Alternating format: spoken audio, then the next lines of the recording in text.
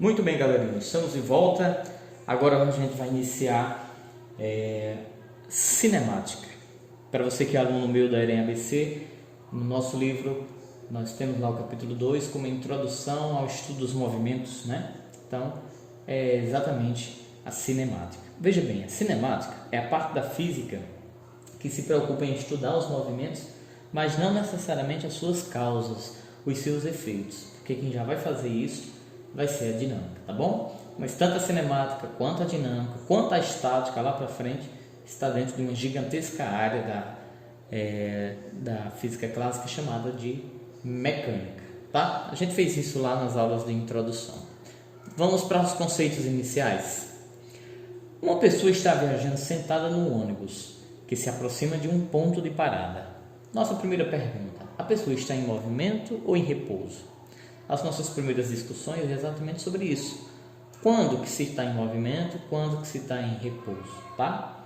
Então, os conceitos de movimento, de repouso, né, de um corpo vão depender sempre de um referencial que nós adotarmos, tá bom?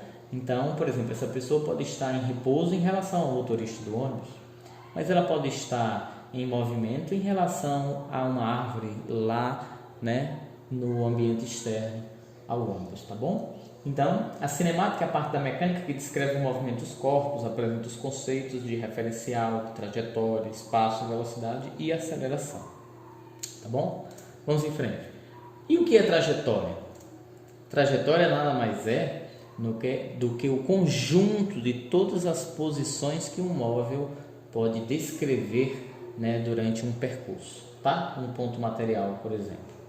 Então, trajetória ela pode também assumir uma forma, dependendo do referencial adotado. Por exemplo, esse observador aqui, externo, ele vê, né, essa munição caindo, né, formando um arco de parábola. Mas quem liberou, né, a munição lá de dentro da aeronave vê isso caindo, formando a linha reta. Tá? Então depende sempre do referencial adotado, tá bom? Então as trajetórias mais comuns: retilínea, curvilínea e parabólica. Vamos falar da posição de um móvel ao longo de sua trajetória, que é o que a gente chama do espaço S. Então tá aí, uma trajetória, né? A linha vermelha, a gente diz que a posição desse móvel P, em função do tempo, partiu de sua origem, né? E percorreu toda essa linha azul. Não sei se dá para você perceber, essa linha diferente aí da vermelha, tá bom? Portanto, 0 é a nossa origem dos espaços, S passa a ser o espaço do móvel no instante T segundos, por exemplo. Então, para você entender melhor, a bolinha pode estar no instante inicial, né, no instante de 0 a menos 2, pode, depois de 1 segundo chegar na posição 0, depois de mais 1 segundo chegar na posição 1, depois de mais 1 segundo chegar na posição 3, tá? E você pode registrar isso aí ao lado na tabelinha, como se fosse pares ordenados, tá bom?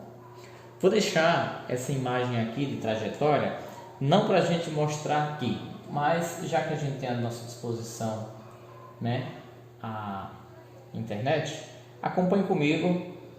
Como o movimento ele é relativo, depende muito da trajetória, tá certo? Então veja, o cara está aqui apontando, olha, o movimento da bola para quem está em relação à terra. A pessoa está de fora do ônibus, vê um cara jogando uma bolinha lá dentro do ônibus. Olha qual o movimento que essa bolinha ia fazer. Ia formar um arco de parábola, tá? Interessante, né? O ônibus em movimento, a bolinha vai descrever um arco de parábola para um observador lá fora, na terra.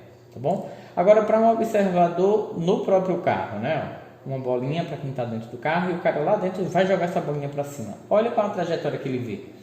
A trajetória que ele vê é retilínea, apenas de subida e de descida sobre sua mão, por exemplo, se fosse uma pessoa jogando. Tá bom? Agora vamos fazer o seguinte: vamos observar, né, esse mesmo movimento, só que agora causando uma certa inclinação. Em vez de lançarmos a 90 graus, vamos lançar aí a 25 graus, por exemplo. Primeiro em relação à Terra. A pessoa que está lá fora vai ver como esse movimento está sendo lançado a favor, né, do movimento do veículo. Tá certo? Então percebe que ele cai bem diferente da posição de onde ele saiu, né? Óbvio.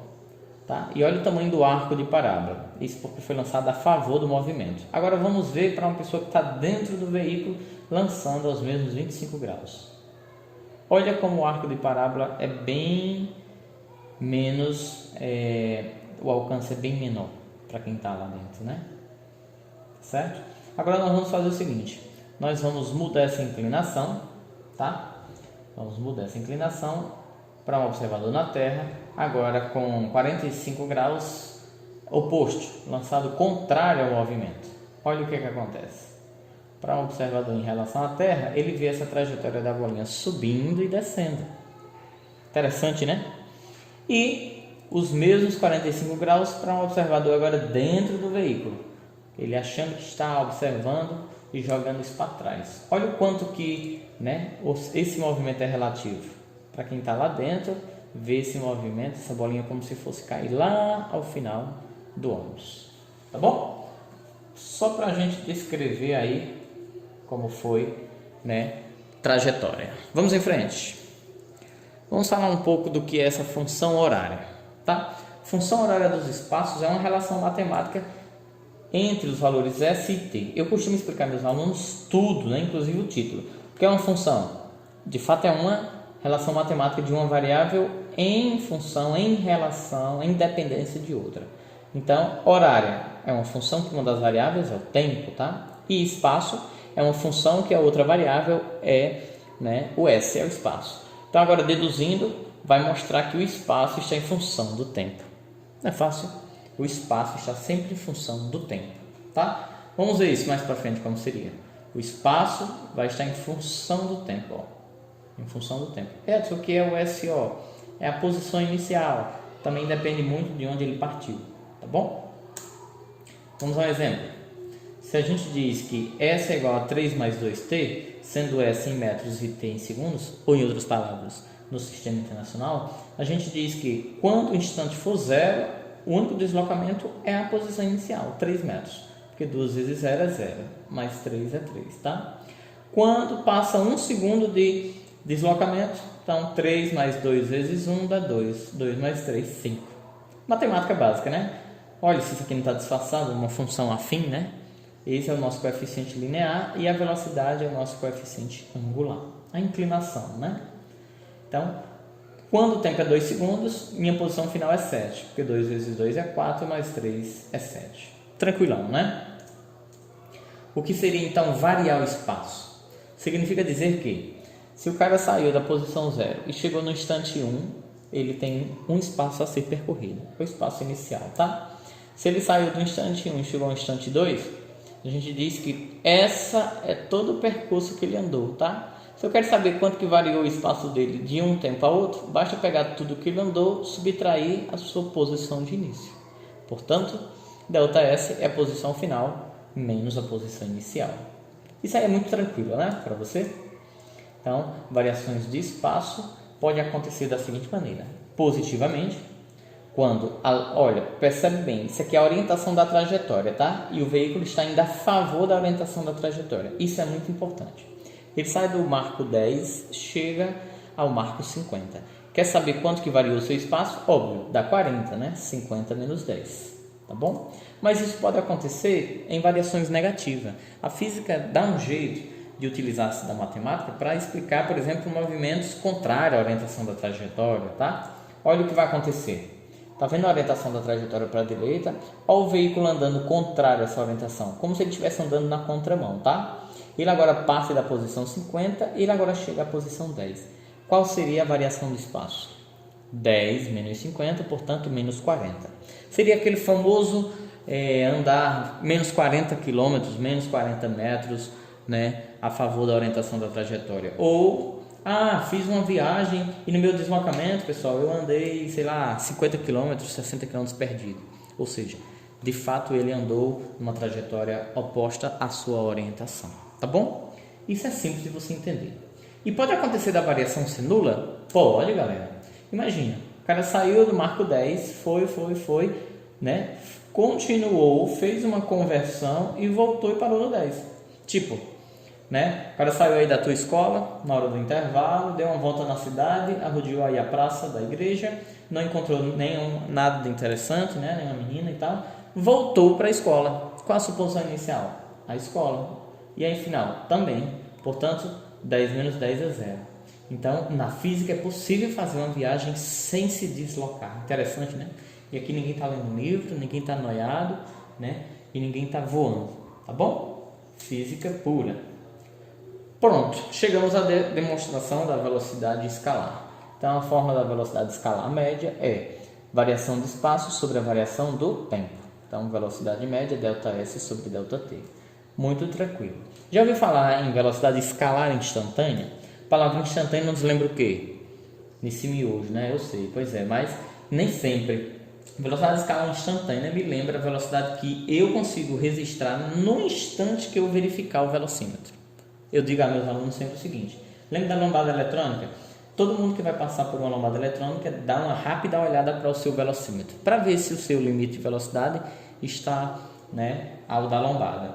Na hora que ele olhar, ele registra um valor, certo? Esse valor é chamado de velocidade escalar instantânea. Tudo bem? Muito bem. Agora eu quero te apresentar esse triângulozinho, ó, triângulozinho dos desesperados, tá? A ideia do triângulo é a ideia da pirâmide, né? Quem fica no topo, quem é sustentado pelas bases. Portanto, se você quer aprender essa forma de uma maneira mais prática, veja, o topo é sustentado pelo produto das bases. Isso quer dizer que ΔS é velocidade vezes ΔT. Mas se tu quer achar alguém aqui de baixo, veja como é fácil. Tu pega o de cima e divide pelo outro. Quer achar a velocidade? Divide ΔS por ΔT. Não é verdade? É na fórmula? Ah, mas eu tinha uma questão que era para achar a ΔT. Sem nenhum problema. Divide ΔS pela velocidade.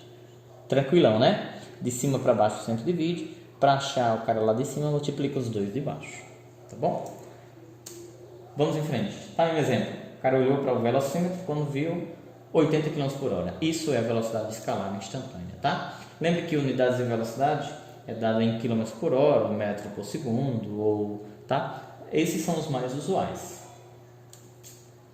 A relação é, ou seja, quando se precisar converter. Lembra que 1 km por hora é o mesmo que 3,6 metros por segundo.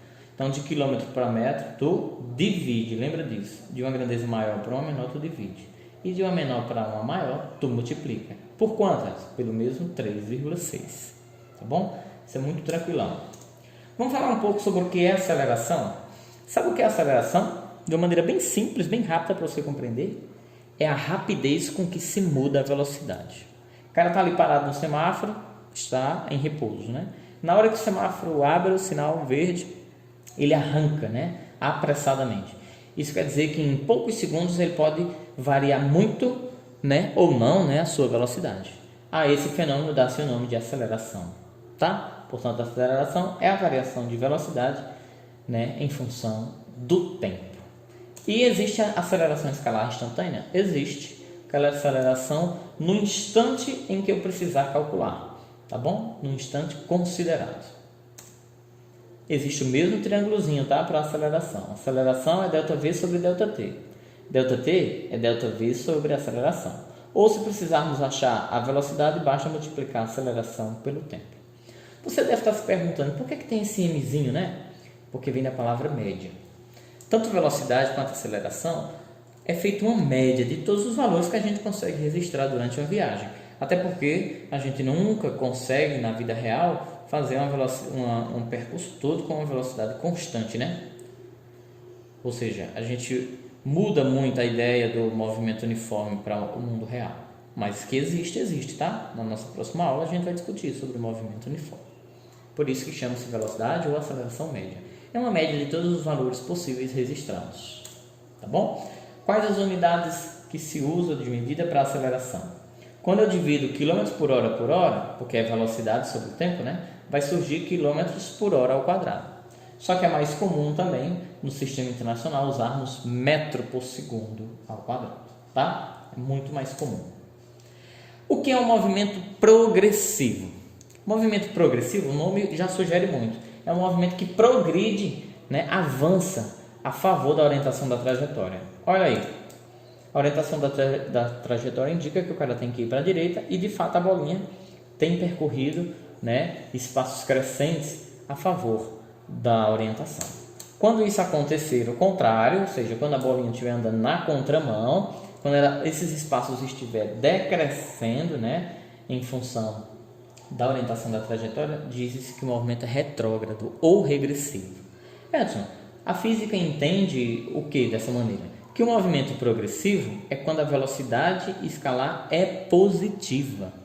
E quando o movimento é retrógrado, a velocidade escalar é negativa. Mas sabe por que é negativa? Porque a variação do espaço é negativa. Tá bom? A gente demonstrou isso há pouco. O que é um movimento acelerado? Ora, o cara em um dado instante vinha a 30 km por hora. Depois de um dado instante ele já atinge 60 km por hora. Então percebe que numa variação de tempo ele aumentou sua velocidade? Então diz-se que isso é um movimento acelerado, tá bom? Outra maneira da gente dizer que esse movimento é acelerado é se ele vier contrário à orientação da trajetória, tá vendo a orientação da trajetória para cá, e ele vinha menos 30, passar a atingir a menos 60. O que é isso? É menos 60, porque ele está contrário à orientação da trajetória, tá bom? Mas não tem problema, isso se chama movimento acelerado. O valor absoluto da velocidade escalar sempre vai aumentar em decorrer do tempo. Tu vai já entender melhor o que é esse valor absoluto. Vamos ver o que é um movimento retardado. Nós já estudamos progressivo, quando a velocidade é positiva, retrógrado ou regressivo, quando a velocidade é negativa, certo? Vimos agora que o movimento pode ser acelerado. Quando? Quando o valor absoluto do movimento é positivo, certo? E agora, o movimento retardado. Olha aí, a orientação da trajetória indica que é para ir para a direita. O que acontece? O cara vinha em um dado instante a 60 km por hora para a direita e depois de um dado instante ele diminui para 30 km por hora. Por exemplo, ele vê um obstáculo, ele vê um sinal fechando, né? Então ele diminui, né? Ele anda menos espaços, né, por tempo. Então diz que ele está retardando o seu processo ou num processo de frenagem, né? Situação também semelhante é quando ele está andando contrário à orientação da trajetória e ainda assim ele muda a sua velocidade. Portanto, quando o valor absoluto da velocidade escalar diminuir em função do tempo, ou seja, quando ele andar menos espaço em função do tempo, diz-se que ele está em um movimento retardado. Tudo bem? Portanto, está aqui dois quadros importantes. Se eu fosse você, eu fazia um print dessa tela aí. Muito importante, tá? Um movimento é acelerado quando o valor absoluto aumenta em decorrer do tempo. E ele é retardado quando o valor absoluto escalar diminui em função do tempo. Isso funciona como? Veja, quando é que a velocidade é positiva? Quando o carro anda a favor da orientação da trajetória. E quando é que o movimento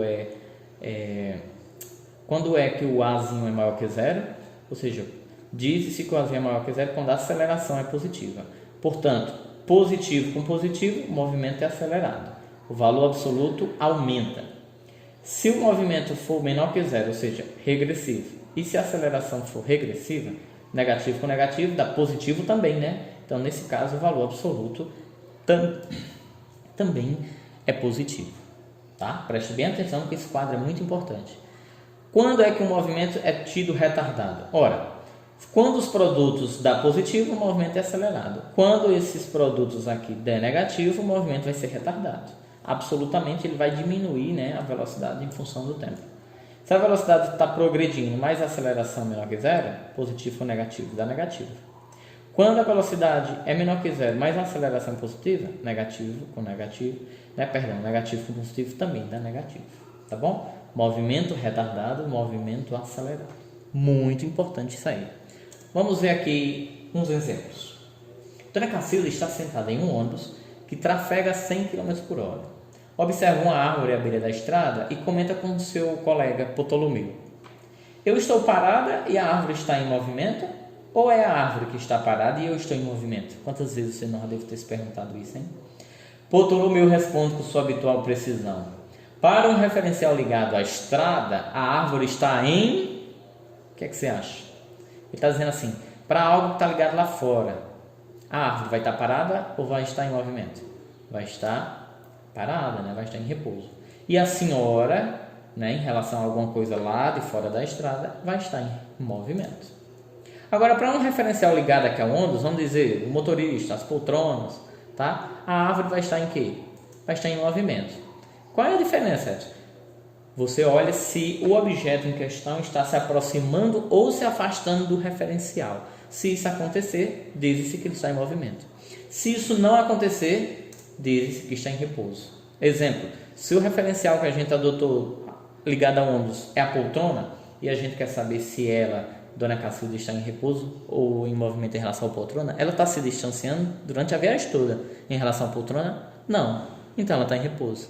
Mas isso parece dar um nó na nossa cabeça, né? Ora, mas ela não está numa viagem? É, só que depende do referencial. Tudo bem? Segundo, no interior de um avião que se desloca horizontalmente em relação ao solo, com velocidade constante de 1000 km por hora, um passageiro deixa cair um copo. Observe a ilustração abaixo. Qual dos pontos indicados no piso do avião vai ser a posição, que o copo vai atingir? Claro, mais próximo, não precisamente. Tá vendo? O copo está na mão do cara. Quando o copo cair, vai cair em R, vai cair em Q, em P ou em S? E aí? O que é que você acha? A pergunta é: o copo, ao cair, atinge o piso do avião próximo a um ponto indicado por qual? Edson, minha dúvida é: eu estou fazendo isso em relação a quem está lá fora ou quem está lá dentro? Veja, ele está dentro do avião, né? Então, observe a ilustração abaixo, na qual estão indicados 4 pontos do piso do corredor e a posição desse passageiro. É óbvio que a gente quer saber o que acontece, não para um observador externo, mas para ele, a situação lá dentro. Então, a gente viu na ilustração anterior, na animação, que o copo sobe e desce verticalmente. Então, vai cair em cima do ponto R. Tá bom? Próximo a R, lógico. Vamos para a nossa, eu acho que última ou penúltima questão. Um carro percorre uma estrada com velocidade escalar de 120 km por hora. O motor do carro tem um rendimento de 1,6 km por litro. Seria a autonomia, né? É um carro que consome muito, diga-se de passagem. E o tanque só comporta 60 litros de combustível. Supondo que o carro inicie o seu percurso com o tanque cheio, qual seria o tempo necessário para que essa velocidade, todo o combustível fosse consumido? Concorda que aí até uma regrinha de 3 dá para fazer, né? Olha como é simples. 1,6 km se faz com 1 litro. Quantos quilômetros vai se fazer com 60 litros? Cruz credo, né? Então, a autonomia, ou seja, esse tanque só dava para andar 96 km. Como eu tenho a velocidade e tenho a distância, posso aplicar o triângulo lá, né? Ou simplesmente a fórmula. 120 igual a 96 por ΔT, cruz credo. Quando eu dividi 96 por 120, 0,8 horas. Tá bom? Não dava nem para 1 hora, né? Agora sim, última questão. Presta atenção que essa questão é uma questão desafiante. Dá para tu ver aí? Exercício resolvido, uma questão desafiante, tá? Nem todo mundo ensina isso aqui para você, não. A posição escalar de um móvel que se desloca em uma trajetória retilínea varia com o tempo, de acordo com essa função. Veja que nós não pegamos funções desse jeito ainda, não foi? S igual a 2t4 mais 4t2 mais 8, para S e t sendo unidades do SI. A velocidade escalar do móvel no instante 2 segundos, também no SI, vale quanto? Dá para tu entender que ele te dá a função horária e ele quer a velocidade quando o instante for 2?